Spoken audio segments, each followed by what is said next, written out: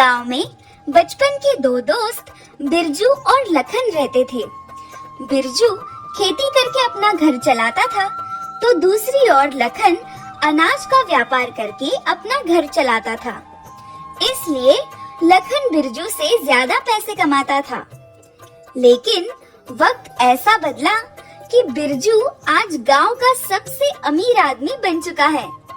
तो आइए देखते हैं कि बिरजू की जिंदगी में ऐसा क्या जादू होता है जिससे कि उसकी तकदीर ही बदल जाती है। अरे लाखन, तेरा काम बहुत अच्छा है। तुझे बस खेत से अनाज बेचना होता है, लेकिन हमें तो कड़ी मेहनत करनी पड़ती है। भगवान झूठ ना बुलवाए, और मैं तो झूठ बोलता ही नहीं। कैसी बातें कर रहा है बिरजू, ऐसा कुछ भी नहीं है। मैं भी बहुत परेशान हूँ। अब धंधा मंदा पड़ गया है, पहले जैसा कुछ नहीं रहा बाजार में। ऐसा कहकर दोनों अपने अपने घर चले जाते हैं। तभी बिरजू की पत्नी गोदावरी पानी का घड़ा लेकर घर आती है। अरे गोदावरी, पानी लाई हो कुएं से? वाह, जल्दी आओ, बहुत प्यास लगी है। इस कड़कती धूप में तो लोग बिना पानी के मर ही जाएंगे। पानी कहाँ से लाऊं जी? कुएं में पानी बिल्कुल भी नहीं है। पानी नहीं है मतलब? कल तो कुएं में थोड़ा पानी था, तो फिर आज खत्म कैसे हो गया?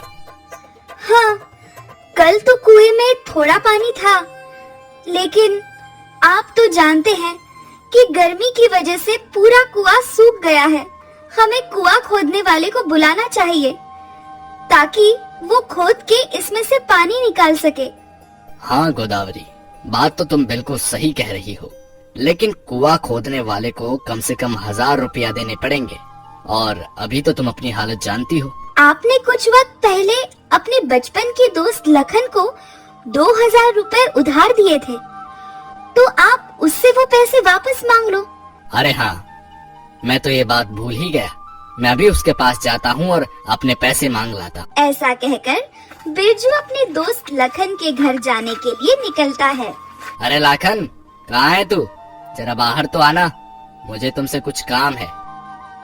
अरे बिरजू, तू यहाँ? क्या बात है, बोल। लाखन, तुझे याद है कुछ समय पहले मैंने तुझे 2000 रुपए उधार दिए थे? अगर वो मुझे अभी मिल जाते तो बहुत अच्छा होता, ताकि मैं उससे अपने घर के पास कुआं खुदवा देता। हाँ हाँ, मुझे याद है।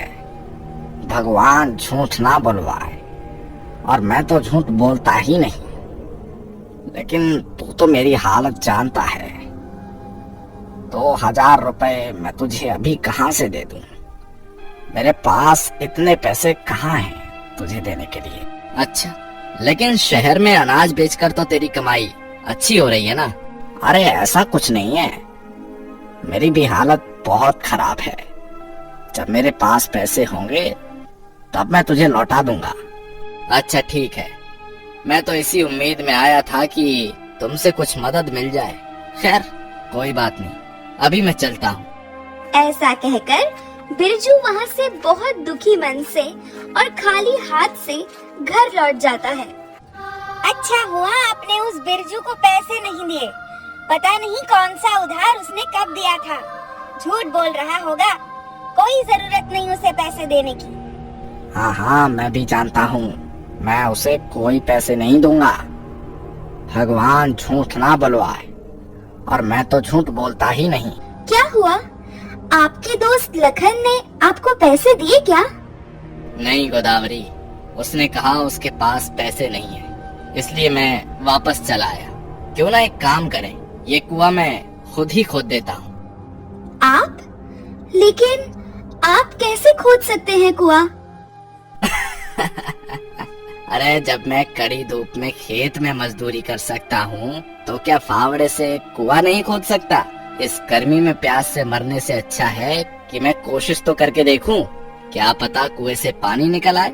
फिर बिरजू लंबी सीढ़ी लगाकर फावड़े के साथ कुएं में उतर जाता है। हे कुआं के देवता, आप हमारी आखिरी उम्मीद हो। बस कुएं से पानी निकल आए, नहीं तो हम सब प्यास से ही मर जाएंगे। फिर बिरजू ऐसा कहकर कुआं खोदना शुरू करता है। खुदाई करते करते सुबह से शाम हो जाती है। वो रात को भी लालटेन की रोशनी में खुदाई जारी रखता है। तभी उसे कुएं में से कुछ निकलता हुआ दिखाई देता है। अरे ये क्या, पानी निकलने लगा है। गोदावरी, ओ गोदावरी, पानी निकल आया है।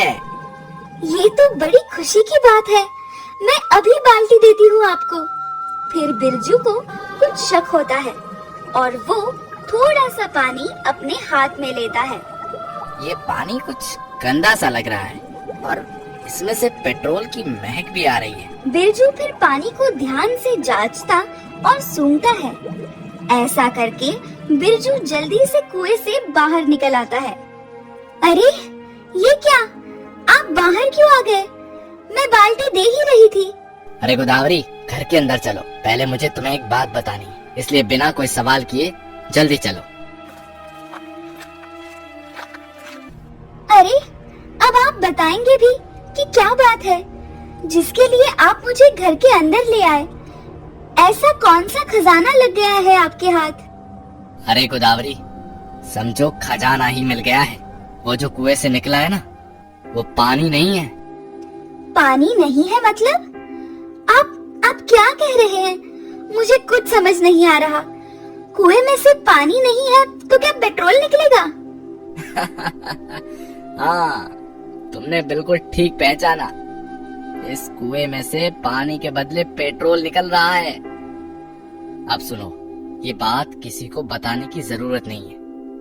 हम इसी पेट्रोल को बेचकर बहुत सारे पैसे कमाएंगे। फिर उसी दिन से बिरजू हर रात अपनी पत्नी गोदावरी के साथ कुएं में से पेट्रोल निकालता और अगली सुबह उससे अपने घर के बाहर बेचता था। ऐसे ही फिर वो अपना गुजारा करने लगा।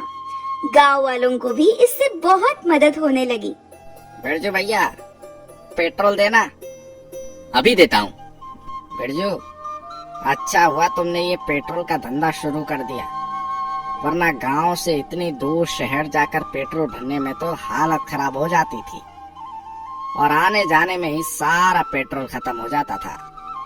ऐसे ही हर दिन बिरजू का सारा पेट्रोल का कैन बिक जाता था। फिर वो रात को कुएं के अंदर जाकर और पेट्रोल निकाल लेता और अगली सुबह उसी तरह बेचता।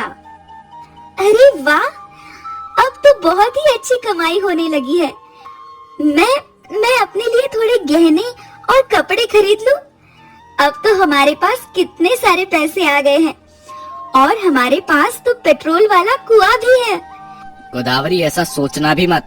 हमें अभी पैसे जोड़ के रखने चाहिए, इसलिए कुछ वक्त के लिए ये बात दिमाग से निकाल दो। अगर तुमने गहने या कपड़े खरीदे तो लोगों को हम पर शक हो जाएगा कि अचानक से हमारे पास इतने पैसे कहाँ से हो गए। इसलिए ऐसा कुछ मत करना। फिर बिरजू की बातें सुनकर गोदावरी उस वक्त तो मान जाती है, लेकिन बिरजू को बिना बताए वो बहुत सारे गहने और महंगे कपड़े भी खरीद लेती है। फिर पूरे गांव में वो गहने और कपड़े पहनकर घूमती रहती है। तभी लखन की नजर गोदावरी पर पड़ जाती है। अरे इस गोदावरी के पास ये गहने और महंगे कपड़े कहाँ से आ गए? कुछ दिन पहले इसका पति तो मुझसे उधार मांगने आया था। फिर ऐसा सोचते हुए लखन अपनी गाड़ी से बिरजू के घर जाता है। अरे लाखन, तू यहाँ आजा। क्या बात है, पेट्रोल खरीदने आया है ना तू? बिरजू, तो पेट्रोल कब से बेचने लगा? अरे लाखन, तू तो जानता ही है, खेत में कुछ खास हो नहीं रहा है, इसलिए मैंने ये पेट्रोल बेचना शुरू कर दिया। अब पापी पेट के लिए कुछ तो करना पड़ेगा ना। मैं शहर का जो पेट्रोल पंप है ना, बस वहीं से मेहनत करके पेट्रोल लाता हूँ और 2 पैसे ज्यादा में बेचकर कमा लेता हूँ, बस। अच्छा, पेट्रोल बेचकर तू इतनी अच्छी कमाई कर रहा है? कौन सा पेट्रोल पंप है ऐसा? और ये तेरे कुएं से पेट्रोल की महक कहाँ से आ रही है? अरे लाखन, मैंने कहा ना ऐसी कोई बात नहीं है। अब तू जा यहाँ से, तुम्हें जो करना है करो, मैं किसी से नहीं डरता। अब मुझे पता चल गया है कि इस कुएं में जरूर पेट्रोल है, तो तू मुझसे छुपा रहा है। तू अब सच सच बता। नहीं तो कल सुबह मैं पंचायत लेकर तेरे घर पहुंच जाऊंगा। ऐसा कहकर लखन वहाँ से चला जाता है। लेकिन लखन की बातें सुनकर बिरजू बहुत परेशान हो जाता है कि अब कल सबको पता चल जाएगा कि उसके कुएं में से पेट्रोल निकलता है। गोदावरी, देखा, मैंने तुम्हें मना किया था ना कि गहने मत बनवाना, लेकिन तुम अपनी हरकतों से बाज नहीं आओगी। अगर बनवा भी लिए थे तो पूरे गांव में पहनकर घूमने की क्या जरूरत थी। अब देखो कितनी बड़ी मुसीबत आ गई है। मुझे माफ कर दीजिए, मेरी बेवकूफियों की वजह से आपको इतनी परेशानी हो रही है। लेकिन अब हम क्या करेंगे? कल तो सबको सब कुछ पता चल ही जाएगा। फिर बिरजू कुएं के पास बैठकर सोच ही रहा होता है कि कल कुएं की सच्चाई सबके सामने आ जाएगी। तभी कुएं से आवाज आती है। बिरजू, क्या बात है? तुम इतने परेशान क्यों हो? कौन है? अरे, ये तो कुएं में से आवाज आ रही है। हाँ बिरजू, मैं कुआं ही बोल रहा हूँ। तुम इस वक्त यहाँ ऐसे क्यों बैठे हो? क्या बताऊं कुआं राजा, मेरे दोस्त को मुझ पे शक हो गया है। अब कल पूरे गांव वालों को पता चल जाएगा मेरे बारे में। बिरजू, तुम्हें परेशान होने की कोई जरूरत नहीं है। किसी को कल कुछ भी पता नहीं चलेगा। मतलब मैं कुछ समझा नहीं, ये कैसे होगा? हाँ बिरजू, मैं बिल्कुल ठीक कह रहा हूँ, क्योंकि जब मैं गर्मी में पूरी तरह से सूख गया था तब किसी ने भी मेरी मदद नहीं की। तुम ही थे जिसने लोगों के बारे में सोचा और मेरे अंदर उतरकर मेरी प्रार्थना कर खुदाई शुरू की। मैं चाहता तो तुम्हें पानी ही देता, लेकिन तुम्हारी अच्छाई से खुश होकर मैंने पेट्रोल दिया। और इस कुएं से पेट्रोल निकलता है, ये सिर्फ तुम ही देख पाओगे। बाकी सभी को मैं सूखा ही दिखूंगा, इसलिए चिंता ना करो। ये सुनकर बिरजू बहुत खुश हो जाता है।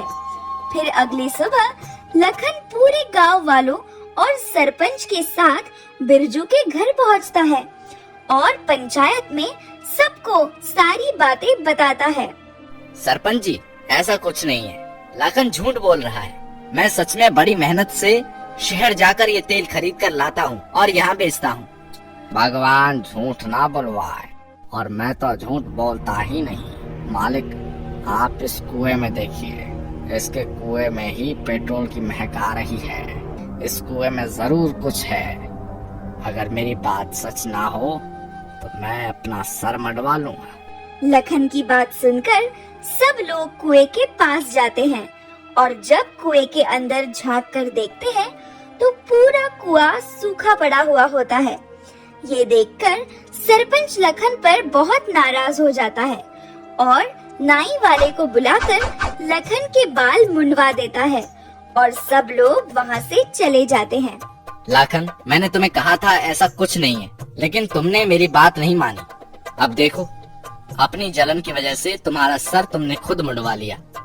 फिर लखन वहाँ से चुपचाप चला जाता है और फिर बिरजू कुएं को शुक्रिया कहता है और इसी तरह वो अपने तेल का व्यापार पूरी ईमानदारी के साथ खुशी खुशी करता है।